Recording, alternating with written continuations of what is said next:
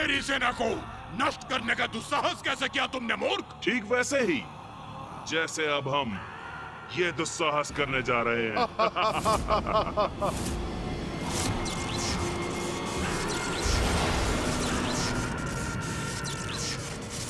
क्या? अब क्या करने वाले हैं ये दोनों?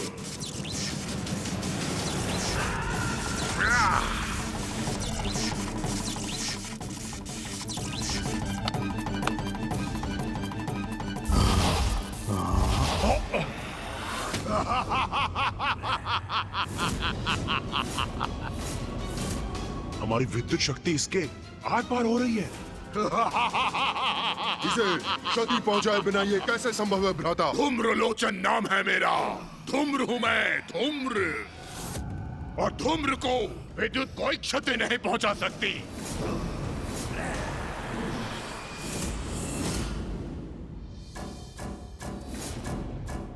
अब अत्यंत शक्तिशाली हैं आप। हाँ, हमसे बहुत बड़ी भूल हो गई जो हम आपको पहचान नहीं पाए। हमें आपकी अधीनता स्वीकार है। आप हमारे सामने आइए स्वामी। हाँ, आइए स्वामी, कहाँ हैं आप? हाँ, आइए ना, प्रकट होइए, समक्ष आइए।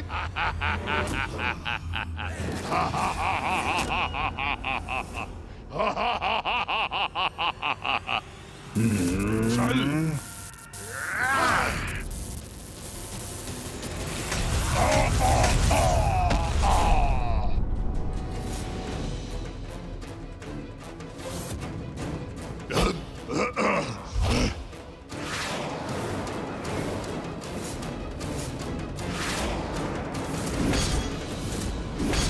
भैया, ये नवीन असुर तो उस धूम्रलोचन असुर से भी कहीं अधिक शक्तिशाली प्रतीत होते हैं।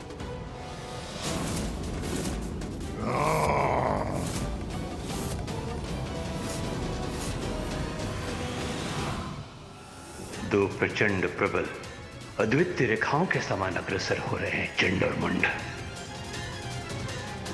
इन भयंकर असुरों की इस स्पर्धा का क्या अंत होगा? क्या ये दोनों ही इसमें विजय होंगे भैया?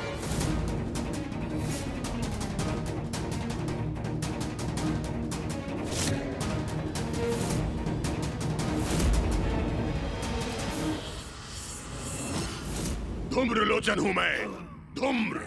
मूर्खों, मुझे पछाड़ना इतना सरल नहीं। आ रहा हूं मैं।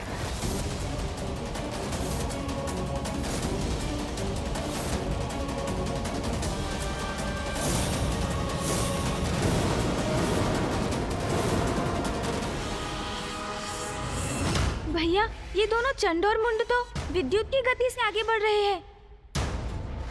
और ये धूम्रलोचन धूम्र के वेग से। हाँ भैया।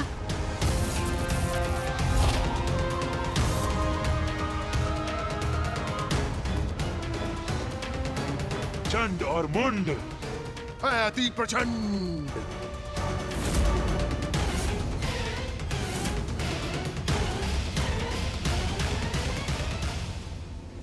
विजय इनमें से किसी की भी हो, आज असुरों को समर्थ और कुशल महानायक अवश्य प्राप्त होगा।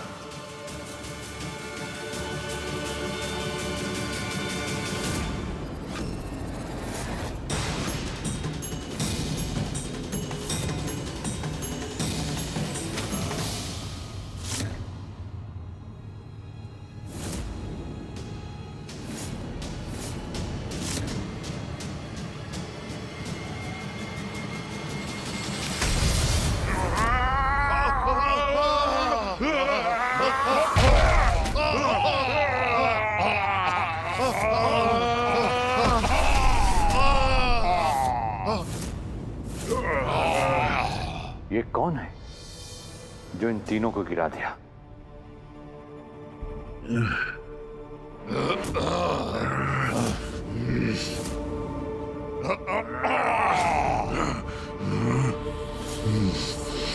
किसने किया ये दुस्साहस? और कौन है ये जिसने हम पर प्रहार किया? जो भी है, सर्वप्रथम उसका ही वध करूंगा मैं।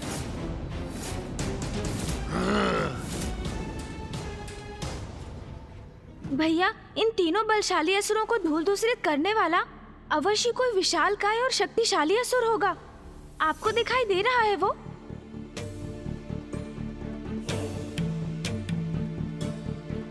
नहीं गणेश, ये चंड मुंड और धूम्रलोचन मेरी दृष्टि बाधित कर रहे हैं।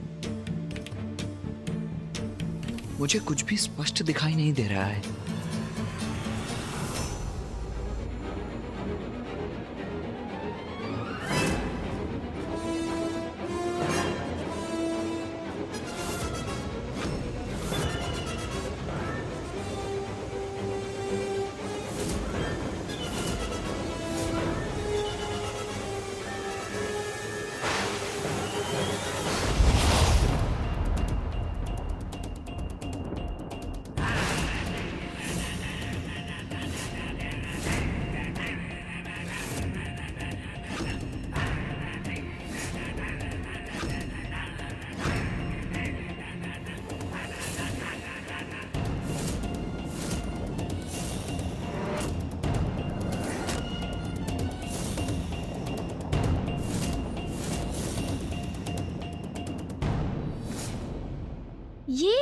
ये है वो असुर जिसने इन तीनों को रोक दिया।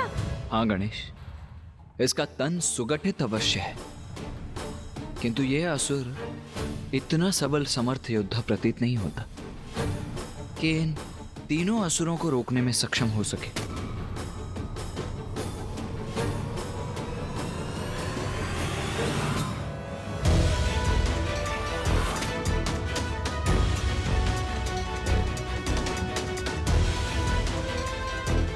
ये किसी का स्वर सुनाई दिया मुझे। कौन है यहाँ? भैया सावधान। भ्रम नहीं था मेरा, अवश्य किसी का स्वर श्रवण किया था मैंने। प्रणाम स्वीकार करें असुर गुरु शुक्राचार्य।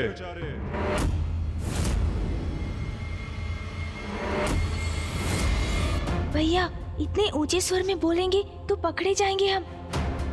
हमें अपना स्वर मध्यम ही रखना होगा। उचित कहते हो गणेश।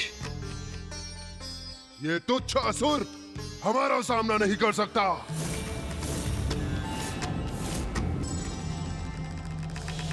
प्रतीत होता है दर्शक दीर्घा में से किसी ने इसे उठाकर फेंक दिया है और ये यहाँ आकर गिर पड़ा है।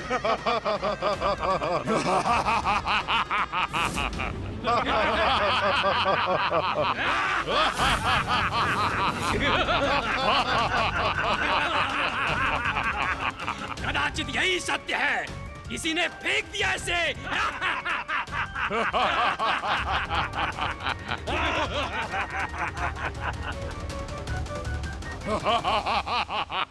सत्य तो यह है कि तुम तीनों को रोक दिया है मैंने, और सत्य यह भी है कि इस समय उस मुकुट तक बढ़ने के स्थान पर मेरे समक्ष खड़े रहने पर विवश हो तुम, और उससे बड़ा सत्य तो प्रस्तुत होगा जब तुम तीनों को पराजित करूंगा मैं। भैया मुझे तो प्रतीत होता है कदाचित इनके मार्ग की बाधा बनकर बहुत बड़ी भूल कर रहा है ये असुर। यदि ये इनके मार्ग से नहीं हटा तो चंडमुंड और धूम्रलोचन इसका भीषण अंत कर देंगे। गणेश, जो योद्धा युद्ध भूमि में उतरने का साहस रखता हो उसकी शक्ति को कभी कम नहीं आंकना चाहिए। यहां तो केवल दो ही संभावनाएं हो सकती हैं, या तो ये आत्मघात करने आया है या अवश्य किसी गुप्त शक्ति का स्वामी है। गुप्त शक्ति? ऐसी कौन सी गुप्त शक्ति हो सकती है इसके पास जिससे ये इन असुरों का सामना कर सकेगा? ए मूर्ख, बुद्धि भ्रष्ट हो गई है तेरी। याद भी है कैसी शक्तियां हैं हमारे पास? किस शक्ति के बल पर हमसे टकराने चले आए हो? नहीं नहीं नहीं, शक्ति युक्ति कुछ नहीं है इसके पास। ये तो मुझे कोई मूर्ख उद्दंड प्रतीत होता है। हाँ हाँ, शब्दों से नहीं मानेगा ये। इसे तो प्रताड़ित करना ही होगा हमें।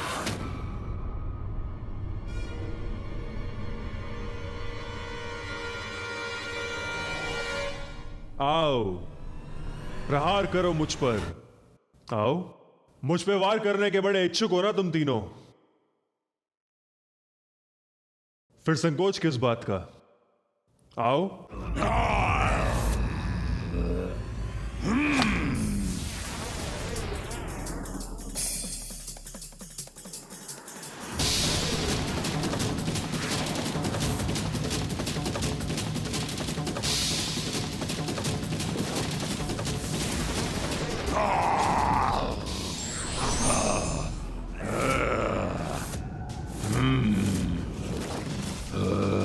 चलो, इस तुच्छ असुर को पराजित करके संतुष्ट हो जाओ तुम।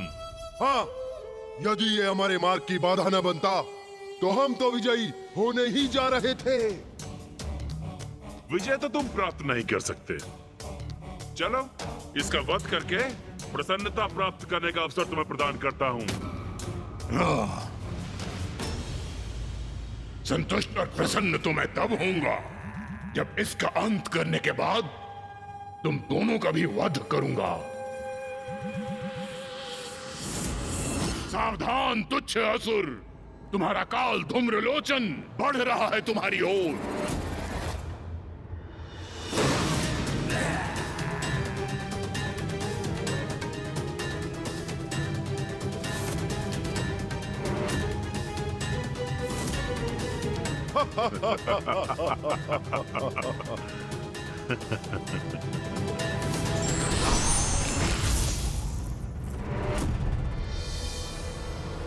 ये विचित्र असुर तो हमारे परिहास के ही योग्य है। हाँ भ्राता मुंड, इससे विशाल तो इसकी ढाल है।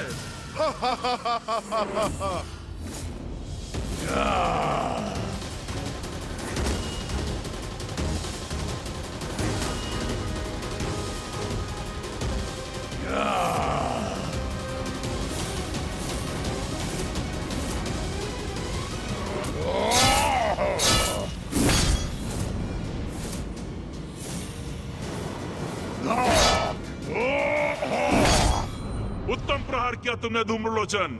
और अगले प्रहार से अंत भी करो इसका। अब मेरे प्रहारों को नहीं रोक सकता तू।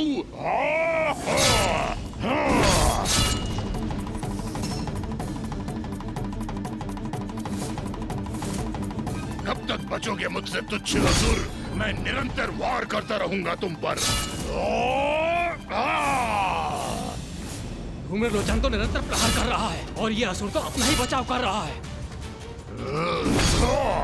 ऐसे कब तक टिक सकेगा ये धूम्रलोचन के समक्ष?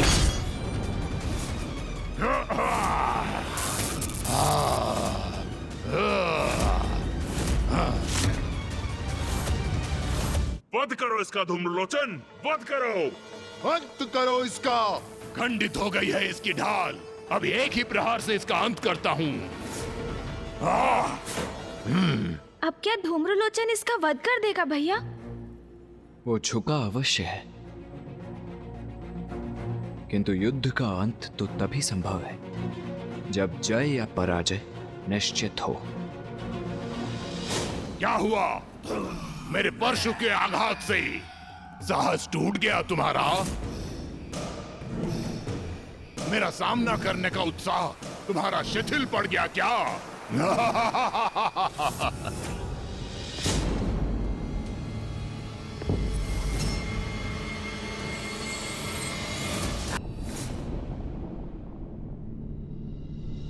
ये मुस्कुरा क्यों रहा है? हाँ, ये तो मेरी भी समझ से परे है। ये क्या? मैंने इसे आहत किया, किंतु इसके मुख पर यह स्मित हास्य है और इसके नेत्रों में यह विचित्र उन्माद लिए कितना भयंकर भाव है। गणेश, मुझे ऐसा आभास हो रहा है कि अवश्य यहां कुछ बड़ा घटित होने वाला है। अभी इस युद्ध का अंत नहीं, आरंभ मात्र हुआ है।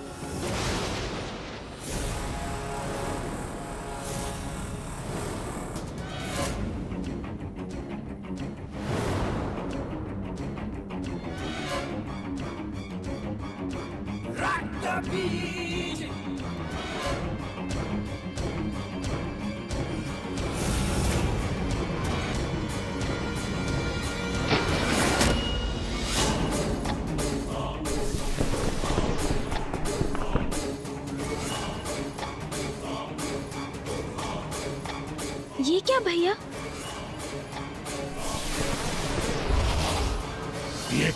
ये क्या? इसके रक्त की बूंद से ये कौन उत्पन्न हो रहा है? कौन है ये असुर? ओह, प्रतीत होता है इसे पराजित करना इतना सरल नहीं। अद्भुत है असुर, अद्भुत है इसकी क्षमता। जो इस पर वार करेगा, इसका रक्त बहेगा, वो इसके समान अन्य असुरों को अपने समक्ष पाएगा। जैसा नाम वैसा परिणाम। सत्य तो ये है, जो मुझसे उत्पन्न होते हैं उनके रक्त से भी मेरे ही प्रतिरूप उत्पन्न होते हैं। अर्थात एक घाव से ये एक से अनेक बन जाता है। भ्राता मुंड, इसे एक को ही पराजित करना कठिन था। तो इसके समान अनेकों का सामना कोई कैसे करेगा? अब कहो, कितने प्रतिरूपों को रोकोगे तुम?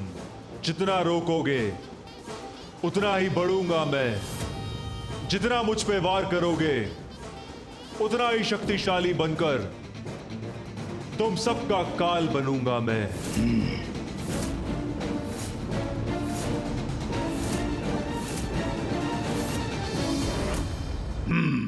इसका अंत करने का कोई अन्य उपाय सोचना होगा मुझे। कहिए असुर गुरु, पर्याप्त है ना मेरा इतना शक्ति प्रदर्शन? हो गया ना प्रमाणित कि मैं ही असुर महानायक पद के योग्य हूं? इसका अर्थ तो ये है कि ये युद्ध अभी थमा नहीं है भैया। आपका मौन क्या संकेत कर रहा है? समझ रहा हूं मैं। आप यही चाहते हैं ना कि मैं ऊपर आकर अपने मुकुट को धारण कर अपने सिंहासन पर स्थित हूं। उचित है, आपकी इच्छा का सम्मान अवश्य करूंगा मैं। ऊपर आऊंगा मैं।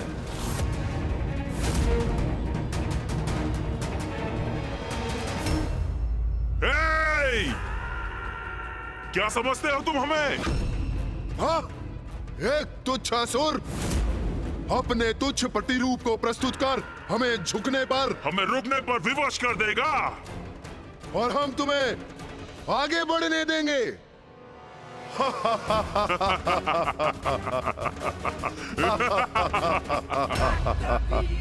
उचित कहा तुमने। तुम सबसे मुझे यही अपेक्षा थी। अपनी भलाई चाहते हो तो शांति पूर्वक मुझे आगे जाने दो।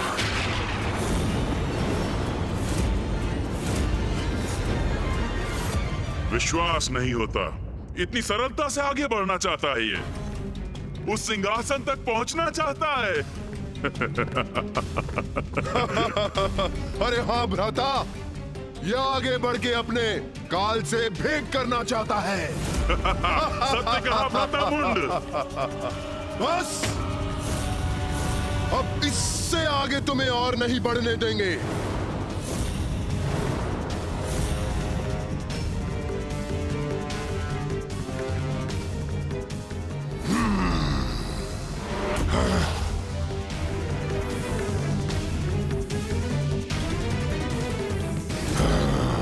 तुम्हारे सभी प्रहारों का उपाय है मेरे पास।